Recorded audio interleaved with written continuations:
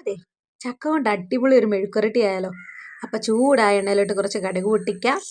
അതുപോലെ തന്നെ ഒരു 2-3 അല്ലി വെളുത്തുള്ളി അങ്ങ് ചേർത്ത് കൊടുത്ത് മൂപ്പിക്കാം. അതുപോലെ തന്നെ നമ്മൾ വറ്റൽമുളക് ചതച്ച് വെച്ചിട്ടുണ്ട്, അതും കൂടെ ചേർത്തൊന്ന് മൂപ്പിക്കാം. ശേഷം അരിഞ്ഞ് വെച്ചേക്കുന്ന നമ്മുടെ ചക്കയും കുറച്ച് സബോളയാണ്, കൊച്ചുള്ളി വേണേൽ അതാകാം. അപ്പം നമുക്ക് ചേർത്ത് കൊടുത്ത് നന്നായിട്ടൊന്ന് മിക്സ് ചെയ്ത് കൊടുക്കാം.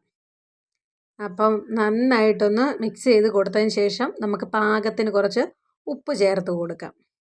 അതുപോലെ തന്നെ ഒരു സ്വല്പം മഞ്ഞപ്പൊടിയും കൂടെ ചേർത്ത് കൊടുക്കാം. അതുപോലെ ഇച്ചിരി കരിയാപ്പലയും കൂടെ ചേർത്ത് കൊടുത്താൽ നമ്മുടെ പണി കഴിഞ്ഞു. പിന്നെ ഒരു സ്വല്പം വെള്ളം ചേർത്ത് കൊടുക്കണമെങ്കിൽ ആകാം, ഇനി അതും അല്ലെങ്കിൽ അതും വേണമെന്നില്ല, ജസ്റ്റ് ഒന്ന് ആവി കയറ്റിയെടുത്താൽ മതി. ഒരു സ്വല്പം കുരുമുളക് പൊടിയും കൂടെ ഞാൻ ചേർത്ത് കൊടുത്തു. നമ്മുടെ പണി കഴിഞ്ഞു. നമ്മുടെ ചക്ക മെഴുക്ക് പുരട്ടി ഇവിടെ റെഡി ആയിട്ടുണ്ട്. അപ്പം നല്ല അടിപൊളി ടേസ്റ്റാണ്. എല്ലാവരും ഒന്ന് ട്രൈ ചെയ്ത് നോക്കണേ. Okay, by.